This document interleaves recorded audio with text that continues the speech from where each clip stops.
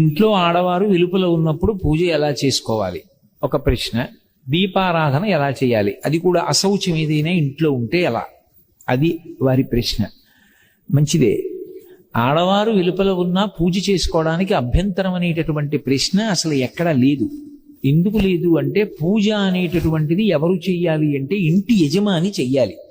ధర్మపత్ని సమేతస్య అనుంది కానీ ధర్మపతి సమేతస్య అని ఉండదు సంకల్పం. అంటే దాని అర్థం ఎవరు చెయ్యాలని? యజమాని చెయ్యాలి. యజమాని చేసి, నేను పూజ చేసిన కారణం చేత నా పత్ని బిడ్డలు అందరూ సుఖంగా ఉండాలని యజమాని కోరుకోవాలి. కాబట్టి ఇప్పుడు ఇల్లాలు వెలుపల ఉంటే ఇంట్లో పూజ చేయడానికి అభ్యంతరం ఎక్కడుంది?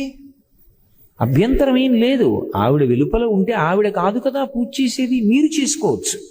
ఒకవేళ ఆవిడ వెలుపల ఉందండి, పిల్లలు చిన్నవాళ్ళు, వాళ్ళ బాగోగులు చూడాలి, వాళ్ళకి వేళకి పలహారం పెట్టాలి, ఏదో పాలు కాచివ్వాలి, అటు అది ఇటు కూడా కష్టం అనుకుంటే, నేను ఇందాక చెప్పాగా లఘువు చేసుకోండి. ఈశ్వర ఈ 3 రోజులో 4 రోజులో లఘువుగా చేస్తాను పూజ. ఎందుకని అంటే కుటుంబ నిర్వహణ యందు సమయం కొంచెం ఎక్కువ కావలసి వచ్చింది, అందుకని తక్కువ పూజ చేస్తున్నాను, దీన్ని పూర్ణం చేసి నన్ను అనుగ్రహించు అనండి, ఏమీ దోషం రాదు. ఇక ఆమె వెలుపల ఉంటే దీపం పెట్టడానికి అభ్యంతరం ఏముంది? పూజలో అంతర్భాగం దీపం పెట్టడం, పూజ చెయ్యొచ్చు అని నేను చెప్తుంటే దీపం పెట్టడానికి అభ్యంతరం ఏముంది?